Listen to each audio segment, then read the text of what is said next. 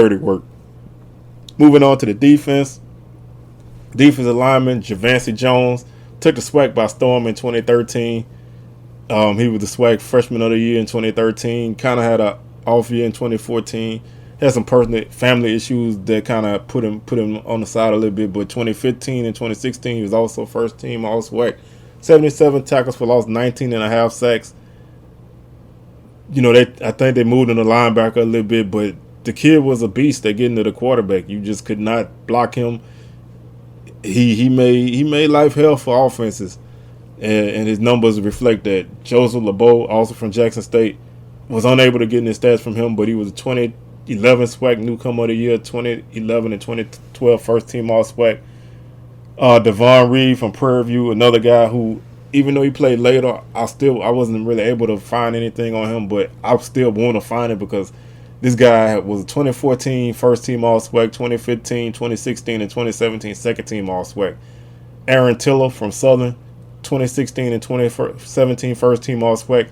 Key those Southern defenses. Southern defense wasn't really the best in the mid 2010s, but they started to turn around as they started to get better on the defensive line. And Tiller was one of those guys that helped pave the way. 29 sacks in his career. Jalen Stewart from Pine Bluff, 2018 and 2019 First Team All SWAC. He had 15 sacks in his career and 42 tackles for loss. Played on a better Pine Bluff defense this year. Last year, 2018 Pine Bluff defense was horrendous. So, I don't know how much you really want to, hang your hat on that. But he did put in a lot of work on that defensive line because secondary was being bombarded big time.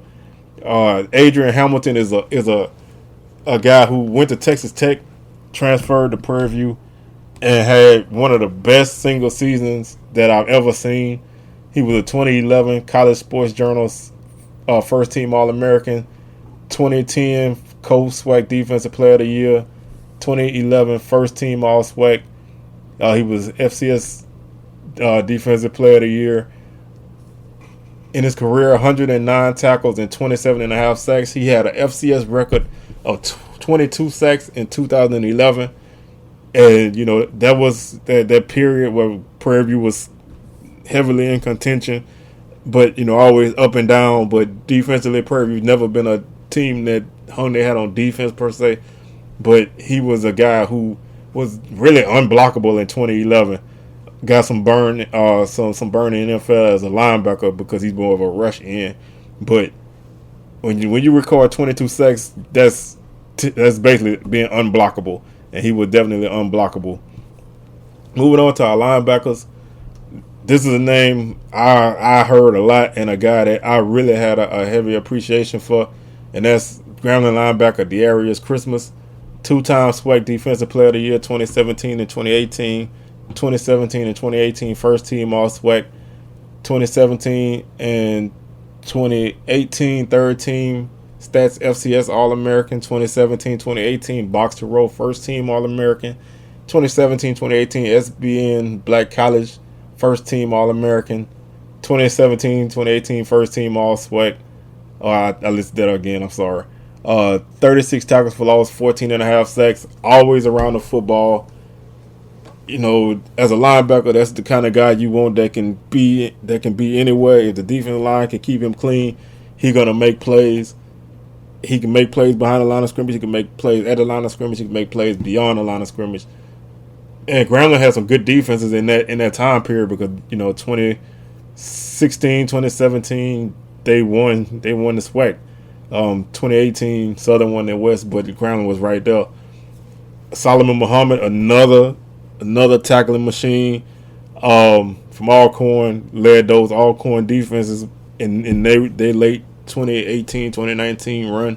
2019 FCS Stats third team All-American, 2018-2019 HBCU first team All-American, 2018-2019 first team All SWAC, 2019 SWAC Defensive Player of the Year, 24 and a half tackles for loss, 9 sacks, 203 tackles. Key, he was a leader on the Alcorn defense that was very aggressive. Defensive line and linebacker spent a lot of time in off opposing backfields, paving the way for a secondary to ball hawk. I don't really think Alcorn defense was as good last year, but Muhammad still was a key cog in that. But that's a name that, the last couple of years you heard a lot because he was always around the football. He made a lot of plays. And speaking of a guy who was always around the football, Armani Holloway from Alabama A&M, almost consistently led the team in tackles. 2018 first team All SWAC, 2019 second team All American, 2018 honorable mention box to row, 222 tackles, 21 and a half tackles for loss, and 6 sacks. But constantly around the football, always made plays, was a guy that was going to make the tackle, and you could count on him for that. Courtney Berry from Alabama State was the guy who burst on the scene in 2013. Career kind of tailed off because they had another linebacker named Deron Johnson, and that's a name that I really regret not putting on this list. But he came in 2016 and kind of took over from Courtney Berry. But Courtney Berry was a 2013, 2014, 2015, 2016 first team All SWAC, box to row, first team All American in 2013, 2014, and 2015. 2016 was a box to row honorable mention.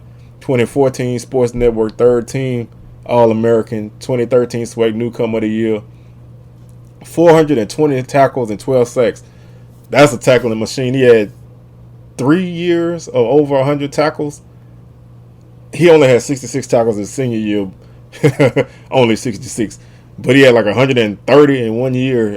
And when you putting up heavy tackle numbers like that, that can be one or two things. That can be your defense is porous and you're making a lot of tackles because you stopping teams from scoring. All that means that you attacking a lot. And it was a mix of both because these years where Alabama State was good a couple of those years, they're down a couple of those years, but he was constantly a guy that you had to know what he was. You had to scheme for him as a linebacker because he was going to be around the football. If you tried to run it, you were going to have some trouble because he was going to be the Cliff Exemer, another guy from Grambling, linebacker. I don't have any stats on him, but he was the 2011 SWAC co-defensive player of the year, 2010 and 21st team All SWAC linebacker. Continue the tradition of great Grambling linebackers. Linebacker Jerome Howard from Prairie View, 2014 SWAC defensive player of the year, 2014 first team All SWAC, 2012, 2013 second team All SWAC. Had 311 tackles, 48 tackles for loss, and 13 sacks. Tremendous numbers. Like I said, all these guys, I would count on them to get that key tackle for me at any given time, and they all spent time in the backfield. So I know that they're gonna clean up any mess and make life hard for an offense. And speaking of making life hard for an offense, this secondary, no go. What they say, no fly zone. You can do the incomplete sign all you want. These guys were going to shut down anybody across from them. Led by Danny Johnson from Southern, 2016, 2017 box to row. First team All-American, 2014 second team All-SWAC. 2015, 2016, 2017 first team All-SWAC. 16 interceptions. He threw a touchdown. He ran a touchdown. He caught a touchdown in 2017. 2 return touchdowns. Not the biggest guy, but he was a guy who you was gonna catch hell if you tried to pick on him, because he had ball skills, and he, if he got the ball in his hands, he was trying to score with it, and that's a defensive back that just you don't want to face. Quar Cox from Jackson State, 2011 second team All SWAC, 2012 first team All SWAC, 10 interceptions. He did not have an interception his senior year because they did not throw his way. You feel me? They did not throw his way at all. If they did, he broke it up. But teams basically intentionally split their own field in half to avoid him. And that's the mark of a great defensive back. When you saying that I would rather not even throw to my best guy than they attempt to, you don't top that. Obviously if teams had picked on him more, his numbers his interceptions would have been even higher. But you just you don't do a guy like that. They didn't test him at all.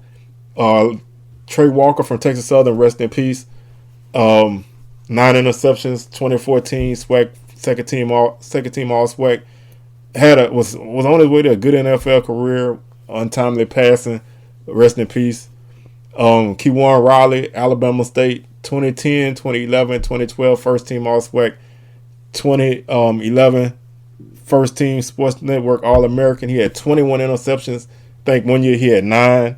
I think it was 2011. He had 9 interceptions. Another guy, if the ball came his way, he made you pay. And I love Danny Johnson, but this guy probably is my favorite defensive back because he just does everything. And when he touches the ball, he's a scorer. And that's Joe McWilliams from Grambling, 2018 and 2019 first team all SWAC. He blocked 10 kicks in his career, 11 interceptions and 5 touchdowns. The guy was a pick six anytime he touched the ball. He was, in some games, he was Grambling's offense. But when you see a guy that can block multiple kicks in his career, that's something that's an extra dimension to your team. Being able to win on special teams is key. No great team other than Alabama has bad special teams. And Alabama only has inconsistent kicking. But that segues into our special teams group. And these group of kickers were guys who basically, pretty much all but maybe one guy was a kicker and a punter. Eric Medina from Texas Southern. He was the 2016 first team All-SWAC kicker and 2016 first team All-SWAC punter. 47 of 61 on field goals, 105 of 112 on extra points, 246 points. Jamie Gillian from Pine Bluff, the Australian 2017-2018 first team All-SWAC punter, punter 2018 first team All-SWAC kicker, 9,024 punt yards, 42 yard per punt average, 46 of 74 on field goals, 77 of 85 on extra points, 215 points. Punter Anthony Craven from Alabama State, 2019 first team All-SWAC, 2018 second team All-SWAC punter, 5,926 yards per punt. Yards on punts, 43 yard per punt average. Bobby Wenzig, Alabama State, transferred in from Arizona State. He was the 2012 and 2013 Sports Network third team All-American, 2012, 2013 first team All-SWAC, 2013 second team All-SWAC kicker, 201 points, 8,977 punt yards, 43 yard per punt average. Corey Carter from Texas Southern, 2013 second team All-SWAC punter, 2014-2015 first team All-SWAC punter, 7,514 yards, average 45 yards per punt. Hayden McCraney from Alcorn, 2013 first team All-SWAC kicker, 2014 second team All-SWAC kicker, 2014 second team All-SWAC punter, 8,152 punt yards, 40 yard per punt average, 28 of 50 on field goals, 208 extra points made, and 232 points. He was basically one of the guys who scored a lot of points when Alcorn began their run in the SWAC. All-purpose and return guys. These guys could have easily went on the position that they play, and I almost feel like I'm insulting them by calling them return specialists, because they're much, much more than return specialists. But that's what people know them as. But all three of these guys in this spot were excellent at their chosen position. Willie Quinn, what you want to say about him? The dude was a return master. Threw 3 touchdowns, ran 1 touchdown. Southern's all-time reception leader, 3,192 yards, 26 touchdowns receiving, 576 punt yards, 4 touchdowns, 2,415 kickoff return yards, 6 touchdowns. Should have had 7, got 1 call back against Jackson State. I'm still salty about that. I mean, we won the game pretty easily, but that touchdown would have set the record for him. But, receiving, kick returning, punt returning, the guy was electrifying. He got the ball in his hand and in space. He was shifty. He could make moves in a phone booth. See, I don't even know anymore. But he was a guy who, he was a threat to score anytime. He wasn't the fastest guy, but he was shifty and quick and tiny. I always said if he was bigger, he would not have been at Southern, but he's basically Tyreek Hill. Honestly, I think a better receiving version of Tyreek Hill. You can call me crazy for that, but that's my opinion. Jonte Abel from Prairie View, another guy who got his stripes as a return man, but he was a hell of a running back, and he keyed a bunch of great Prairie View offenses. 2,788 rush yards, 22 touchdowns. He 1,057 receiving yards, 6 touchdowns, 3,011 kick return yards, and 2 touchdowns. Baton Rouge's own, shout out. Just a guy, and at one point I was like, this was my favorite SWAC player, even though he did not play for my favorite team, but he broke some hearts in 2015 in Baton Rouge, but guy was a threat for 100 plus yards rushing and returning kicks, so you can't ask for much more than that. Booker Chambers, another guy from Valley who doesn't get the respect or recognition that he deserves because he unfortunately played at Valley, but he was an all-purpose guy. He threw 4 touchdowns. He ran for 432 yards and 7 touchdowns. He caught 1,437 yards as a receiver with 15 touchdowns. 574 punt yards, 2 touchdowns, 2,173 return yards. Any one of these 3 guys threat to score from anyone on the field, and they were guys who every defense had to account for, but they still were able to all be successful. And no team is complete without a coach. I really wanted to only put one guy, but there's been 3 teams in this basically 2010 decade who have been right there pretty much every year, barring a couple down years. And that's Fred McNair from Alcorn, who is right now the reigning SWAC champ. He was 30 and 19 overall, 22 and 8 in the SWAC, 4 East Division titles, 2 SWAC titles. He took over when Jay Hobson left Alcorn to go to Southern Miss, but Alcorn did not miss a beat. They got a system at Alcorn that works, and they got some kind of magic going on out there that I just can't figure out. But he keeps that team consistently moving, and pieces change, but the philosophy doesn't change, and that's what you want. Broderick Forbes from Grambling took over after a rough period that Grambling went through. Righted the ship, made Grambling into an instant contender. 51 and 21 overall, 40 and 8 in the SWAC, 3 West Division championships, 2 SWAC titles and a national title, Celebration Bowl win. Forbes probably could have had a couple more championships, but these last couple years, Southern's been there, and a couple years before that, Southern was there. So he battled Southern, and Southern and Grambling been a West Division race, 2-team race for the last 6-7 years. And Dawson Odoms is a guy who kept Southern consistently in the hunt. Took over Southern when they were going through APR issues, righted the ship. Southern was going through no spring practices, but still being right there in the SWAC race. I mean, obviously, that any coach is going to have knocks, and I'm not going to go over that. But he was 58 and 31 overall at Southern, 49 and 15 in the SWAC, 4 West Division titles, 1 SWAC championship. Probably should have had more than 1 SWAC championship, but that is what it is, and that's going to be our list. So once again, I do want to thank James Sanders for starting this list, and me coming in with the assist to finish it off. And if anybody else has any kind of special requests, hit me up on the Facebook page, facebook.com/SWACTalk, twitter.com/SWACTalk76, instagram.com/SWACTalk, and SWACTalk76@gmail is the email address. This was a fun show. I put in a couple days work on this list because I just, I didn't just want to list the guys and move on. I wanted to kind of give a better grasp of who they were and what they did, because they deserve the recognition. And these guys were all beasts. And I really am glad I was able to see some of these guys play.